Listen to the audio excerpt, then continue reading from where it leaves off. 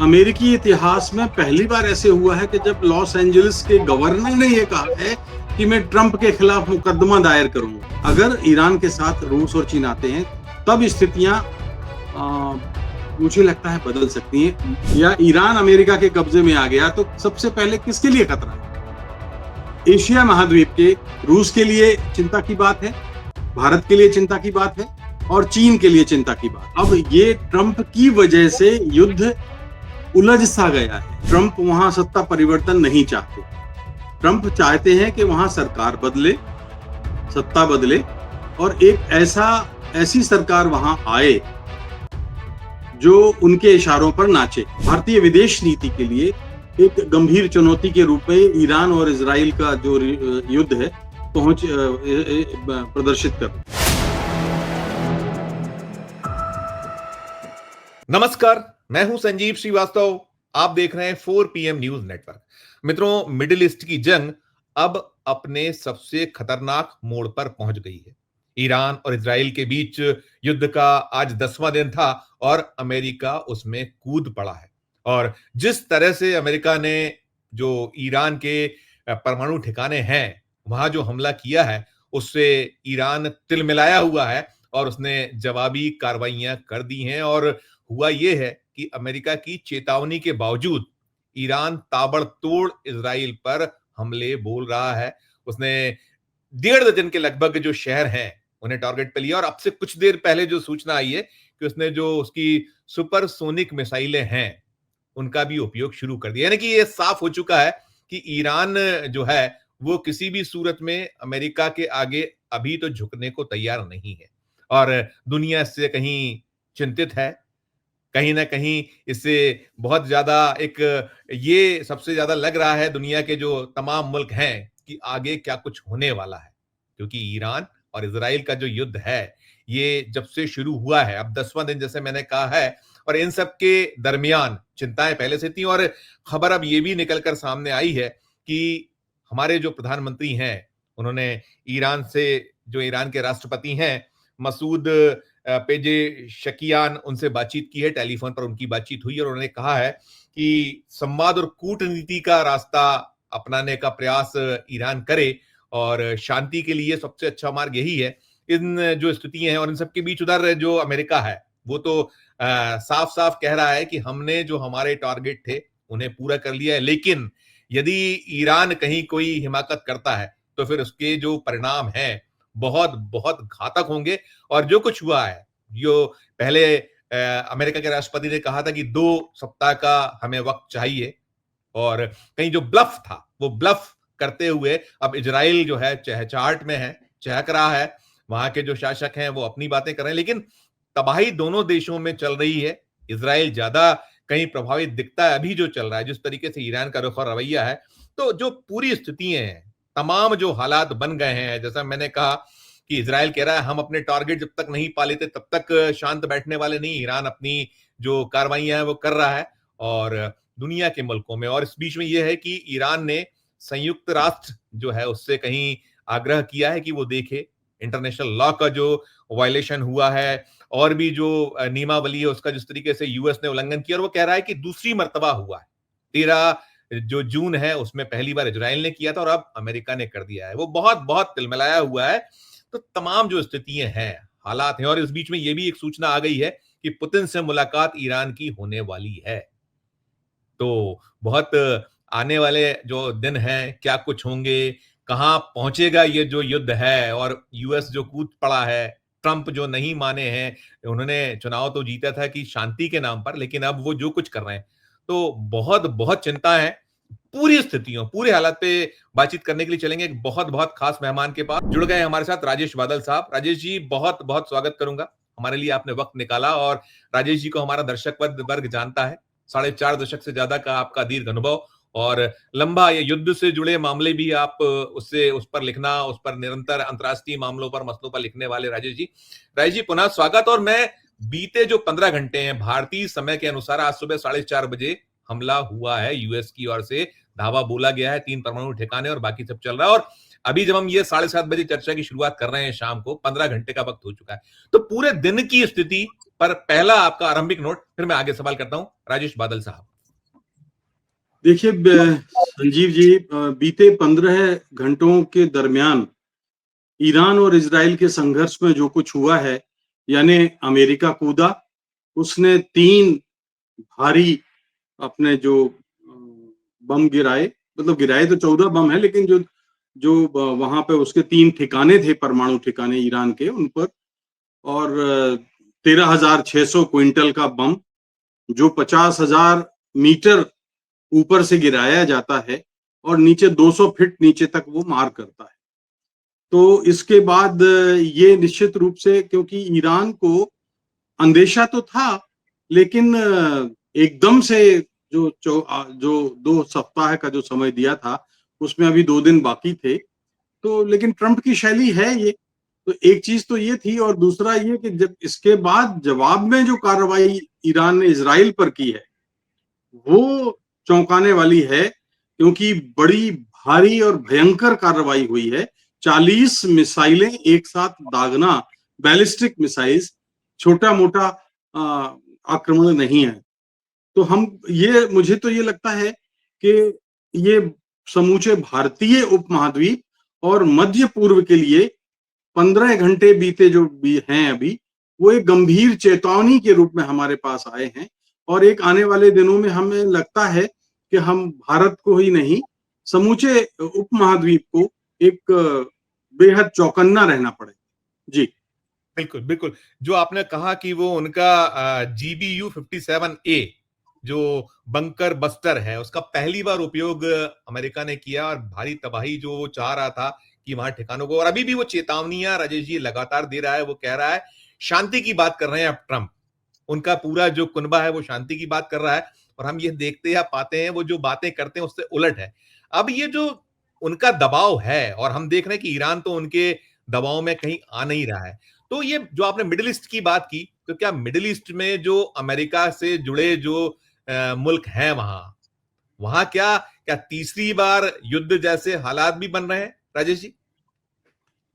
देखिए, थोड़ा सा हमें इसके लिए अमेरिकी मानसिकता को समझना पड़ेगा, खासतौर पर ट्रंप की मानसिकता को। दूसरी बार जो पारी खेलने वो आए हैं, तो जैसे कि आपने अपने शुरुआती वक्तव्य में कहा था कि वो शांति दूत बन के आए थे, जिसका अधिकांश अमेरिकी लोगों ने समर्थन भी किया था और उसी आधार पर उनको वोट किया था। लेकिन अब वो युद्ध दूत बन गए हैं, क्योंकि कहीं पे भी वो शांति नहीं कर पाए। उन्होंने रूस यूक्रेन का वादा किया, वो नहीं कर पाए। कनाडा को मिलाने का वादा किया, वो नहीं कर पाए। अपने ही देश में कैलिफोर्निया, लॉस एंजलिस जैसे राज्य में और सारे प्रदेशों में उनके खिलाफ प्रदर्शन हो रहे हैं, वो उन पे कंट्रोल नहीं कर पाए। कैलिफोर्निया में जो स्थिति बनी, लॉस एंजलिस में जो स्थिति बनी, वो कंट्रोल नहीं कर पाए। पनामा जैसे छोटे से देश ने उनको आंखें दिखाई। तो कहने का अर्थ यह है कि अब वो इस पारी में एक तरह से फ्लॉप हो रहे थे। भारत और पाकिस्तान के युद्ध में अंततः ये बात साफ हो गई कि उनकी कोई भूमिका नहीं थी। तो ये जो स्थिति बनी है, अब वो शांति की बात करें तो भी कोई फर्क नहीं पड़ता, क्योंकि अगर वो शांति चाहते थे तो वाकई में उनको फिर युद्ध में कूदने की जरूरत क्या थी। एक बार फिर अमेरिका में ये सवाल उठ रहा है। और मैं आपको बता दूं कि समूचे मध्य पूर्व में अमेरिका के 8 स्थायी सैनिक अड्डे हैं और 11 अस्थायी अड्डे हैं। और उन अड्डों में वो देश भी हैं जिन्होंने ईरान पर हमले की निंदा की है। लेकिन सवाल ये है कि क्या निंदा के अलावा वो जो देश हैं, जैसे ओमान है, जैसे कतर है, पाकिस्तान ने भी निंदा की है। तो जब निंदा की है, तो क्या वो इस निंदा के आगे जाके कर सकते हैं? इवन रूस तक नहीं कर पा रहा है, चीन भी नहीं कर पा रहा है। लेकिन आप देखिए कि दूसरी तरफ नाटो देशों का समर्थन भी ट्रंप को मिल रहा है। तो एक तरह से समूचा विश्व 2 खेमों में बंटता दिखाई देता है। और ऐसी स्थिति में मुझे लगता है कि जो ट्रंप बात कर रहे हैं, वो बात भले ही शांति की करें, लेकिन वो एक ऐसे निर्णायक मोड़ पर ले जाएंगे इस स्थिति को, जहां ईरान में उनकी अपनी एक कठपुतली सरकार हो। ईरान और पाकिस्तान दोनों जगह अभी उनके उस तरह से ठिकाने नहीं हैं, अड्डे नहीं हैं। पाकिस्तान के लिए चीन का दबाव है, और ईरान और का तो देखिए पिछले कई वर्षों से हम देख ही रहे हैं। जी बिल्कुल, बिल्कुल। राइट सर, आपने ये कहा कि सुपर फ्लॉप जैसी स्थिति दिख रही है दूसरी पारी में, और अभी जो ये किया गया है, हम ये पा रहे हैं सुबह से हम जितनी निगाह नज़र रखे हैं, वहाँ जो चीज़ें निकल रही हैं, आपने प्रदर्शन की बात की, तमाम आपने कहा कि विरोध हो रहा है, और जो कांग्रेस है वहाँ, यूएस में जो आपकी जो माफ़ कीजिएगा, कांग्रेस ये कह रही है कि हमारे को इन्होंने कहीं भी जो उनको एक इस तरीके के जब हमले होते हैं, इस तरीके का कदम उठाया जाता है, तो विश्वास में लिया जाता है। जबरदस्त विरोध अमेरिका में ट्रंप का इन्हीं के जो चाहे वो विरोधी दल हो या और भी लोग बहुत जमकर कर रहे हैं। इस पे एक प्रतिक्रिया सर आप। महाभियोग की बात भी चल रही है, महाभियोग जैसी बात भी हो रही है। अब देखिए, मैंने कहा ना कि अमेरिकी इतिहास में पहली बार ऐसे हुआ है कि जब लॉस एंजलिस के गवर्नर ने यह कहा है कि मैं ट्रंप के खिलाफ मुकदमा दायर करूंगा। आप महाभियोग की बात कर रहे हैं, प्रतिपक्ष का तो जाहिर सी बात है कि शुरू से ही उनको बहुत समर्थन नहीं था, और जीत कोई ऐसी बहुत कामयाब और बहुत ही शानदार जीत तो नहीं थी उनकी। तो विरोध अब हो गया है, तो मैं बहुत, अगर मान लीजिए आज चुनाव हो जाए तो अब ट्रंप बनने वाले नहीं हैं। तो स्थिति ये है कि अब ट्रंप अपने देश में खुद ही अलोकप्रिय हो गए हैं, और अलोकप्रियता की सीमा जो है वो वहां तक है जहां लोग नफरत करने लग जाएंगे अपने ही राष्ट्रपति से। जी। बिल्कुल। राइट सर, इसमें एक चीज और भी है कि दुनिया पर क्या कुछ असर, खासकर जब मिडिल ईस्ट है ये, तो भारत पर क्या दूरगामी या जो तात्कालिक आपको दिखता है कि दुष्परिणाम या कोई हमें सफर क्या कुछ करना पड़ सकता है भारत को भी, और ये भी निकल रहा है कि इससे जापान भी प्रभावित होने वाला है, इससे कहीं चाइना को भी कठिनाई होने वाली, बहुत सारे इस तरीके के प्रश्न है। पहले भारत पर, फिर बाकी जो ये हम बात करें ये एशिया की, तो क्या आप देख या क्या पा रहे हैं एज ए विशेषज्ञ? देखिए, मेरा मानना यह है कि ये बात बिल्कुल सही है कि भारत के लिए भारतीय विदेश नीति के लिए एक गंभीर चुनौती के रूप में ईरान और इजराइल का जो युद्ध है प्रदर्शित कर रहा है। भारत ईरान से बहुत अच्छे सदियों से रिश्ते हैं, आध्यात्मिक रिश्ते हैं, आर्थिक रिश्ते हैं, सियासी रिश्ते रहे हैं, और भी तमाम तरह के। हमने तो अभी चाबहार बंदरगाह भी वहां बनाया ही है। तो कुल मिलाकर के ईरान, हम तेल खरीदते रहे हैं। अमेरिका ने बहुत दबाव डाला पिछली बार जब पिछले दिनों, तब हमने जाकर के बंद किया, क्योंकि अमेरिका बहुत ही धौंस पट्टी पर उतर आया था। तो ईरान से हमारे अच्छे संबंध हैं, और हालिया दौर में हम देखते हैं पिछले 10 साल में इजराइल के साथ भी रिश्ते बने हैं, और बहुत मजबूत रिश्ते दिखाई देते हैं इस वक्त। मैं इसलिए कह सकता हूं कि पहलगाम का जब मामला हुआ था, तो आपको याद होगा इजराइल ने खुलकर भारत का समर्थन किया था। आए थे तो विदेश मंत्री, अब ताकि हम चले आए थे, बिना बुलाए आए थे विदेश मंत्री, बिना बुलाए आए थे। जी, विदेश मंत्री बिना बुलाए आ गए थे हमारे पास, हमने उनको हाँ बहुत मैंने बहुत कहा दी ना। थी। तो मेरे कहने का अर्थ यह है कि भारतीय विदेश नीति सचमुच इस समय एक चुनौती की स्थिति में है। भारत संतुलन बनाने की कोशिश तो कर रहा है, लेकिन मुझे लगता है कि उसकी कामयाबी तब होगी जब वो इजराइल और ईरान को एक साथ बातचीत की मेज पर ले आए, चर्चा के लिए साथ बिठाए और कुछ मध्यस्थता कराए, क्योंकि ईरान अपनी तरफ से समर्पण तो नहीं करने वाला है, और जाहिर सी बात है अमेरिका के कूदने से स्थिति थोड़ी सी पेचीदी और विकट हो गई है। अमेरिका के साथ अलबत्ता हमारा इन दिनों जो रिश्ता है थोड़ा सा फासला बना है। जी। राइट राइट, इसमें एक चीज और भी है कि हम ये देख क्या पा रहे हैं, इसमें ठीक है बाकी जो इंटरेस्ट है अपने अपने हैं, ईरान का अपना हित है, इसराइल अपने किसी जो उनके हैं उस पर वो अड़ा हुआ है, लेकिन इन सब के बीच जो इसमें एक, अगर हम देखें कि जो कौमों का एक संघर्ष में जैसे हुआ है कि अब शिया जो वर्ग है बेहद बेहद एक कुपित हो गया है, बहुत ज्यादा नाराज है अमेरिका के कूद जाने के बाद। 57 मुस्लिम देश हैं, तो इसको यदि उस एंगल से देखा जाए, दुनिया के जो मुल्क तमाम है उसमें, तो इनके रिपरकेशंस क्या देखते या पाते हैं आप बादल साहब? देखिए, इसके लिए आपको थोड़ा सा अतीत के दोनों देशों को के रिश्ते देखने पड़ेंगे। इसराइल में नेतन्याहू साहब 25 वर्षों से ईरान के खिलाफ मशाल जलाए हुए हैं, झंडा उठाए हुए हैं, और बीच में वो अपने ही देश में इतने जब हमास ने गाजा पर हमला किया था, और उसके बाद सैनिक कार्रवाई जो नेतन्याहू ने की थी, उससे वो अपने देश में लोकप्रिय हो गए थे। अब इस हमले के बाद थोड़ी सी उनकी छवि सुधरी है। तो एक तो ये कि वो लगातार मुस्लिम देशों के खिलाफ अपना कट्टर रवैया दिखा रहे हैं।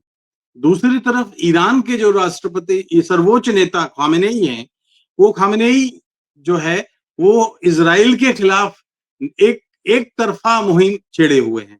तो दोनों देशों का ये अपना इस तरह से जैसे भारत और पाकिस्तान का रिश्ता है, वो वैसा कुछ मामला है।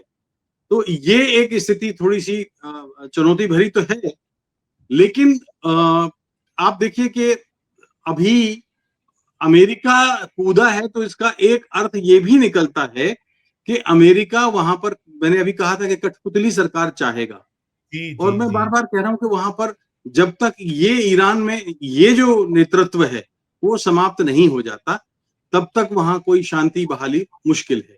1979 की इस्लामी क्रांति जो हुई थी, उसके बाद ईरान ने एक कट्टर इस्लामी देश का रूप लिया है, लेकिन 1979 के पहले ऐसा नहीं था। ईरान और अमेरिका के रिश्ते भी बड़े अच्छे थे, और वो एक उदारवादी खुला खुला था। और ईरान के जो राजा थे उस वक्त 79 तक, जो फिर बाद में भागकर अमेरिका चले गए थे और अब उनके बेटे वहां रहते हैं, तो वो बहुत ही जो धार्मिक नजरिए से बहुत उदार थे और सहिष्णु थे। जी नहीं, बिल्कुल बिल्कुल, आपने रईस जी जो बात कही, इसी से उद्भुत होता है सवाल कि अमेरिका का इरादा क्या है, और वही चिंता कहीं ना कहीं ईरान को सता रही है। अब जब आज पूछा गया, बहुत एंगल से सवाल हुए हैं, दिन भर से जो चल रहा था, मैंने जैसे कहा कि 15 घंटे से कुछ ज्यादा का वक्त अब हो गया जब हम ये चर्चा कर रहे हैं। अमेरिका जब कूदा है सुबह 4:30 बजे भारतीय समय के अनुसार, जो हमला बोला है, तो वो कह रहे हैं कि हमारा इरादा वहां सत्ता परिवर्तन कतई नहीं है। लेकिन भरोसे लायक कहां बचे हैं ट्रंप? उन्होंने 2 सप्ताह का समय मांगा था, फिर वो उन्होंने अचानक से ये सब कुछ कर डाला। उनका जो ऑपरेशन मिडनाइट हैमर जो किया गया है, तो अब ये जो उनका ये कहीं आश्वासन देना कि नहीं हम सत्ता परिवर्तन नहीं चाहते हैं, अब क्या ईरान इसको कहीं इस पे विश्वास करेगा? क्योंकि उसका तो रुख और रवैया दिख रहा है साफ साफ, स्पष्ट तौर पर यही है नहीं, कि आपको बिल्कुल कहीं नहीं। बदलना है, पलटना है। मुझे नहीं लगता कि ट्रंप वहां सत्ता परिवर्तन नहीं चाहते। ट्रंप चाहते हैं कि वहां सरकार बदले, सत्ता बदले, और एक ऐसी सरकार वहां आए जो उनके इशारों पर नाचे। और ये थोड़ा सा कठिन काम है, क्योंकि ईरान का रवैया बहुत आसानी से समर्पण करने वाला नहीं है। असल में मुझे जो लगता है कि सबके अपने अपने स्वार्थों का टकराव है। बिल्कुल बिल्कुल। एक तरफ ईरान परमाणु अप्रसार संधि पर का सदस्य है, लेकिन एक शर्त यह भी है कि अगर उस पर कोई इस तरह का उसके परमाणु ठिकानों पर हमला करता है, तो ईरान ने तो पहले साफ साफ कहा है कि मैं शांति चाहता हूं, लेकिन अगर हमला करता है तो वो परमाणु अप्रसार संधि से बाहर आ सकता है, और इसके बाद फिर तो आप चौराहे पर हैं, सब लोग अपने अपने सिग्नल तोड़ रहे हैं। तो फिर अच्छा, ईरान परमाणु अप्रसार संधि का सदस्य नहीं है, लेकिन Iran Israel sorry Israel Israel परमाणु अप्रसार संधि का सदस्य नहीं है, लेकिन वो इस तरह की परमाणु युद्ध की और जंग की स्थितियां बना रहा है। तो ऐसे में मुझे ये लगता है कि तीनों का अपना अपना स्वार्थ है। अमेरिका का स्वार्थ मध्य पूर्व में, समूचे मध्य पूर्व बहुत बड़ा केंद्र है तेल भंडारों का। तो ज्यादातर अब देखिए कि आप बहरीन में उनका, अमेरिका का 5वां नौसेना का अड्डा है, मिस्र में उनका सैनिक अड्डा है, इराक में, जॉर्डन में, कुवैत में, कतर में, सऊदी अरब में और संयुक्त अरब अमीरात में, ऐसे उनके अड्डे हैं। और जहां पर मतलब तेल उत्पादन पर उनका जो है काफी हद तक उनका असर है। ईरान के तेल उत्पादन पर और रूस के तेल उत्पादन पर अभी अमेरिका का नियंत्रण नहीं है। तो मुझे लगता है कि वो एक ऐसी सरकार चाहेंगे जिसमें तेल उत्पादन पर वो अपना नियंत्रण रख सके। जी राइट राइट। आपने जो बात कही, जो ईरान ने यही बात कही है कि जो संयुक्त अमेरिका जो है, यूएसए जो है, उसने जो परमाणु प्रतिष्ठानों पर हमला किया है वो संयुक्त राष्ट्र चार्टर, अंतर्राष्ट्रीय कानून और एनपीटी का गंभीर उल्लंघन है। और उसने कहीं अब अपनी जो गुहार है वो संयुक्त राष्ट्र से लगा दी है। तो आप क्या कुछ जो, और आपने एक बात बहुत स्पष्ट कर दी और हम ये बार बार देख रहे हैं कि अब किसी भी जो ये इस तरीके के नियम है, कानून है, उनकी परवाह नहीं, और अमेरिका नहीं कर रहा है। तो आप मान के चलिए कि ये एक अराजकता के हालात पैदा हो गए हैं, इसमें कुछ बहुत निकलने या कुछ हो पाने की संभावना भी नजर नहीं आती। जो ट्रंप का रुख हम लगातार देख रहे हैं, निरंतर देख रहे हैं। एक टिप्पणी इस पर आपकी छोटी सी। आप ठीक कह रहे हैं, निश्चित रूप से अब ये ट्रंप की वजह से युद्ध उलझ सा गया है, एब्सोल्यूट। क्योंकि अमेरिका के हमले के पहले ऐसा हमें लग रहा था कि ईरान के जवाबी हमलों ने इजराइल को तनिक परेशान किया है और इजराइल और ईरान को वार्ता की मेज पर लाया जा सकता है, बातचीत की टेबल पर। अब अमेरिका के कूदने से ईरान के लिए संकट हुआ है। दूसरा एक डेवलपमेंट जिस पर हमारा ख्याल नहीं है, ध्यान नहीं है, कि आसिम मुनीर की जो मुलाकात हुई है ट्रंप के साथ, जी। उसमें निश्चित रूप से ईरान और इजराइल के जंग पर चर्चा हुई है, क्योंकि पाकिस्तान के प्राइम मिनिस्टर, देखिए याद रखिएगा, पिछले महीने ईरान गए थे और खामनेई से मुलाकात की थी, और पाकिस्तान ने राजनीतिक रूप से जिस दिन 13 तारीख को जब ये जंग शुरू हुई तो ईरान का समर्थन करते हुए इजराइल की निंदा की। जी हाँ। अब शहबाज शरीफ की इस भूमिका को अमेरिका ने पसंद नहीं किया, उन्होंने आसिम मुनीर को लंच पे बुला लिया, गृह मंत्री के, देश के गृह मंत्री को बाहर बिठाया और डाइनिंग टेबल पर आसिम मुनीर बैठे हुए थे। तो उससे क्या 3 संकेत 4 संकेत निकलते हैं। एक तो ये निकलता है कि देखिए पाकिस्तान में वो अपना सैनिक अड्डा बनाना चाहते हैं। नंबर दूसरा, शहबाज शरीफ के लिए खतरा बनता है कि कहीं वो परवेज मुशर्रफ जैसी कोई भूमिका तो नहीं निभाने जा रहे हैं। तीसरा, चीन और पाकिस्तान के बीच में दूरी बनेगी, अविश्वास की पहले से ही इनका चल रहा है, अविश्वास की खाई और चौड़ी होगी। और चौथा, मुझे लगता है कि भारत को एक संदेश भी इसके पीछे देना छिपा हुआ है।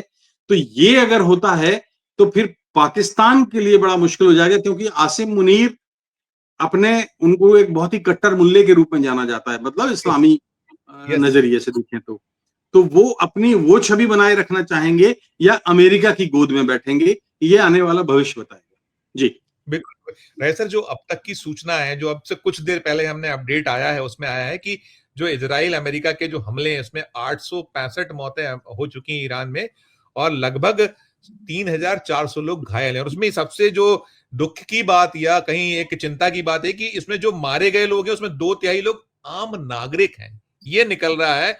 और ह्यूमन राइट्स ग्रुप ये दावा कर रहा है। ये कितना चिंताजनक है कि आप सारी चीजें करिए, लेकिन आप जो आम जन यदि निशाना बनने लगेगा तो हम क्या, किस तरफ बढ़ रहा है पूरा दुनिया, किस तरफ जा रही है, इस पे एक छोटी सी आपकी प्रतिक्रिया। संजीव, हम अब कौन से मानव अधिकारों की बात करें? हमने, अब मैं कह सकता हूं कि पिछले 49 साल की पत्रकारिता में मैंने कई जंगें देखी हैं, देश के युद्ध देखे हैं और बाहर के भी। पहले कभी ऐसे नहीं होता था, युद्ध के दरमियान भी कुछ नियम कानून भी रहते थे, एक चार्टर है दरअसल जंग का, जी तो हाँ। संयुक्त राष्ट्र का, वो उस चार्टर का पालन किया जाता था। अब तो सीधे सीधे ये कहा जाने लगा है कि अब खामनेई को निपटा देंगे हम। अब सीधे, यानी किसी देश के प्रमुख को आप निपटाने की बात करने लगे, खत्म करने की बात करें, तो अब इसमें कौन से अधिकारों का कौन पालन कर रहा है, हम कैसे अंदाजा लगा सकते हैं? एक चीज तो ये है। दूसरी चीज ये है कि निर्णायक मोड़ पर ये जंग जाएगी और मानव अधिकार, चूंकि ठीक है, इजराइल की आबादी कम है, ईरान की आबादी अधिक है, थोड़ी घनी है इजराइल की तुलना में, तो आबादी, अब रिहायशी बस्तियों पर तो हमले नहीं होते, लेकिन इजराइल ने इसमें कोई संकोच नहीं किया। आज जो ईरान ने जवाबी हमला किया है, बैलिस्टिक मिसाइल्स, 40 मिसाइलें जो 1 घंटे 1.5 घंटे में दागी हैं, अब इसके बाद इजराइल घबराया हुआ है, क्योंकि उसके आंकड़े हमारे सामने नहीं आ रहे हैं। इजराइल जी से छन छन के आंकड़े आ रहे हैं और इजराइल में भी काफी जनहानि हुई है। संभव है, मुमकिन है, जैसे मैंने कहा कि दोनों देशों की आबादी आप देख लीजिए, तो अगर 800 लोग ईरान में गए हैं तो कम से कम 250-300 तो इजराइल में मरे ही होंगे, भले ही वो बताएं या ना बताएं। जी राइट, बिल्कुल बिल्कुल। राइट, एक चीज और भी है, देखिए, जैसा इजराइल चिंतित हुआ था जब ट्रंप ने कहा था कि अब 2 सप्ताह का वक्त मैं लूंगा, हो गया था उसने अपनी, फिर कहीं ना कहीं उसमें कहीं घबराहट भी हो गई थी, वो पूरा भरोसे तो था कहीं यूएस के। अब जो ईरान है, ईरान भी कहीं ना कहीं जो बहुत ज्यादा उसको अब एक फेथ है अपने पूरे के पूरे, उसके पास है अपने जो है सारी चीजें, लेकिन जो चाहे वो रशिया हो या फिर चीन हो, पीछे खड़े होने की थी बात, और अब तक उनकी तरफ से कोई प्रतिक्रिया का ना आना, क्या आप नहीं आने पर, एक, और दूसरा क्या संभावनाएं देखते हैं इन लोग का रुख और रवैया क्या होगा? इनके भी बहुत सारे हित कहीं टकरा रहे हैं, आपने कहा है, और इनको नुकसान भी बहुत सारे होने, तो वो क्या कुछ कदम हो सकते हैं, एक हम संभावना आधारित, राजेश सर? देखिए, ये आपने बहुत ही एक आने वाले दिनों का एक संकेत भरा सवाल है ये, क्योंकि आप देखिए कि कई दिनों से ट्रंप यूक्रेन को लेकर खामोश है। ब्रिटेन और एक आध देश और थोड़ा बहुत यूक्रेन को हेल्प कर रहे हैं, लेकिन जहां तक मुझे लगता है कि अमेरिका की यूक्रेन को वैसी मदद नहीं मिल रही है। इसलिए एक मजबूरी भरा बयान यूक्रेन के राष्ट्रपति जेलेंस्की ने दिया है कि रूस दरअसल युद्ध समाप्त ही नहीं करना चाहता। तो और उधर रूस ने अब आज के, मुझे ऐसा लगता है कि रूस एक तरफ यूक्रेन को युद्ध में उलझाए रखेगा, लेकिन अब क्योंकि ईरान में अगर अमेरिकी ठिकाना बन गया या ईरान अमेरिका के कब्जे में आ गया, तो सबसे पहले किसके लिए खतरा है? एशिया महाद्वीप के रूस के लिए चिंता की बात है, भारत के लिए चिंता की बात है और चीन के लिए चिंता की बात है। इसलिए अब रूस तो निर्णायक होगा, क्योंकि ठीक उसके पड़ोस में आकर के रह रही है बात। ये एक अलग बात है कि मैं आपको एक संदर्भ के तौर पर बताता हूं कि जब पाकिस्तान और भारत का बंटवारा नहीं हुआ था, तो भारत की सीमा ईरान के साथ करीब करीब 950 किलोमीटर की जुड़ती थी। तो अब वो उस तरह की चिंता हमारी नहीं है, और दूसरा कि दोनों देशों के साथ हमारे बेहतर रिश्ते हैं। चीन को भी चिंता होगी, क्योंकि अमेरिका अगर ईरान में आकर के बैठ गया तो चीन के लिए परेशानी का सबब है, रूस के लिए परेशानी का सबब है, भारत के लिए परेशानी का सबब है। इधर आप देखो, भारत, अब इधर पाकिस्तान तो अमेरिका की गोद में बैठ गया, नमक खा लिया, डाइनिंग टेबल पर बैठ गया, लेकिन ये भारत के पश्चिम में है। तो और भारत के पूरब में बांग्लादेश में पाकिस्तान यूनुस जो कर रहे हैं वो अमेरिका के इशारे पे सब कुछ कर रहे हैं।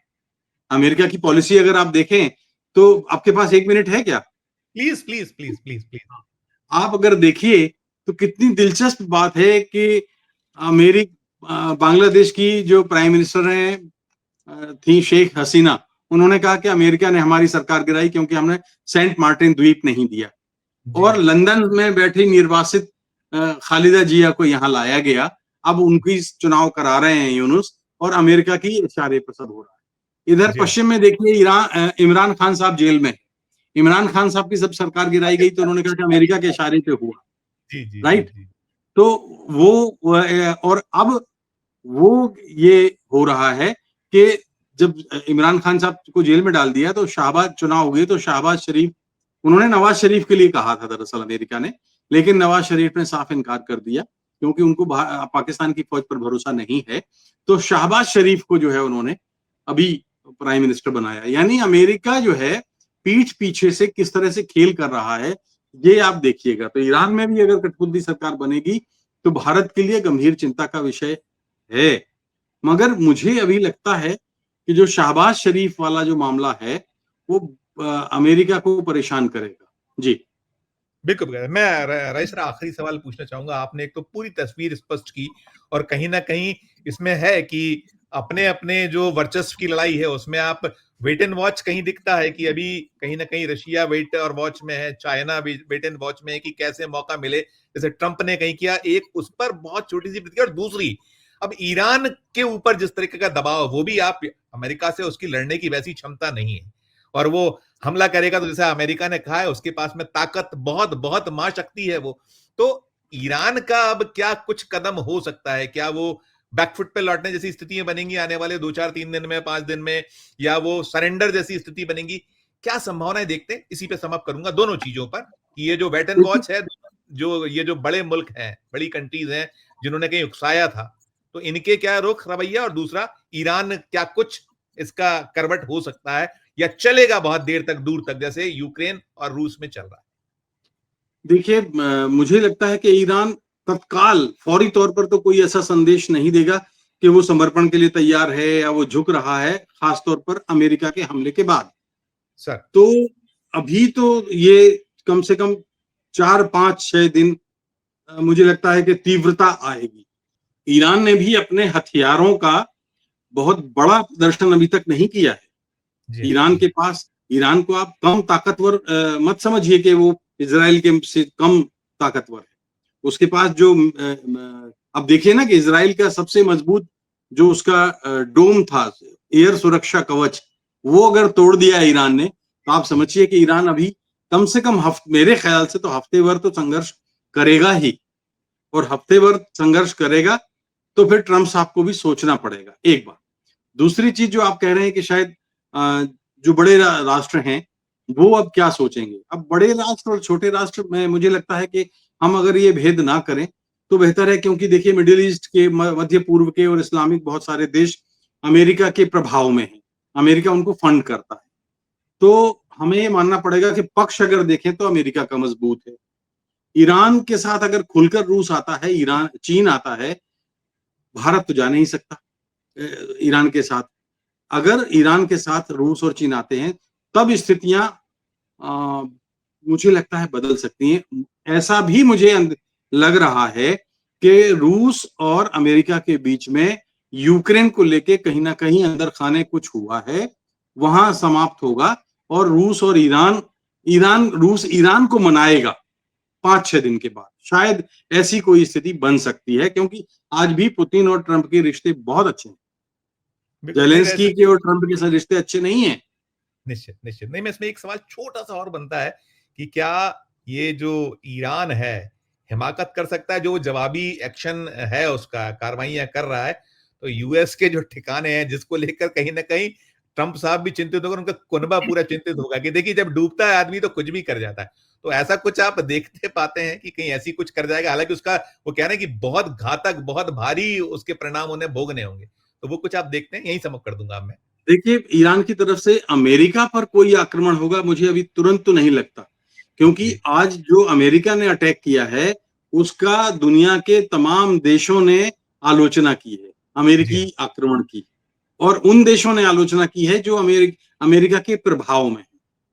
तो एक बात तो ये है, और आलोचना की है तो इसका अर्थ यह है कि अब ईरान अभी देखेगा, और एकदम तो नहीं, जैसे मैंने अभी कहा कि एक हफ्ते चल सकता है। हाँ, अचानक कोई ऐसा अप्रत्याशित आक्रमण या प्रत्याक्रमण हो जाए तो मैं नहीं कह सकता, लेकिन मुझे लगता है कि अभी अमेरिका पर आक्रमण से, हमले से ईरान बचेगा। वो एक परसेप्शन बनने देगा समूचे विश्व में कि देखो अमेरिका ये कर रहा है, अमेरिका ये कर रहा है। Right sir, right. तो ये ईरान के प्रति सहानुभूति बन सकती है।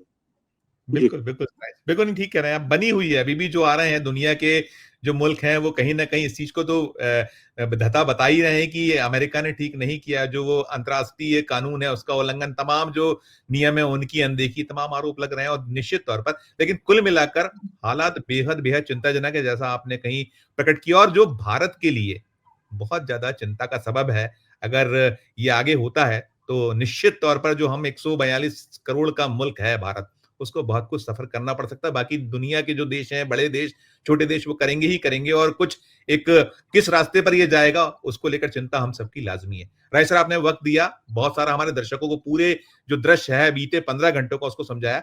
आपका धन्यवाद, बहुत बहुत आभार। हम फिर आपसे कभी जो इसी मसले पर 1-2 दिन में होता है हम पुनः जोड़ेंगे, आपसे आग्रह करेंगे कि हमारे दर्शकों को बताइए।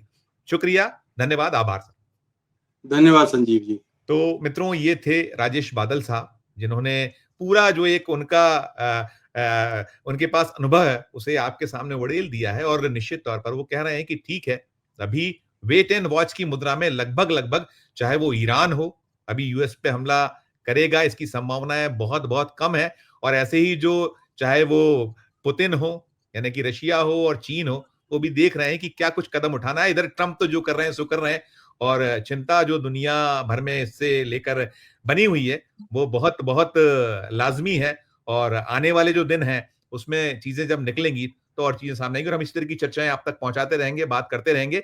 ये चर्चा आपको कैसी लगी, हमारे इस वीडियो के कमेंट बॉक्स में जाकर जरूर अपनी राय प्रकट कीजिएगा कि क्या ये जो ट्रंप हैं, इनकी जो ये चौधराहट है और जिस तरीके का कदम है, ये उचित है कि सब हर तरफ बदसरना हो रही है, उनके अपने मुल्क में हो रही है।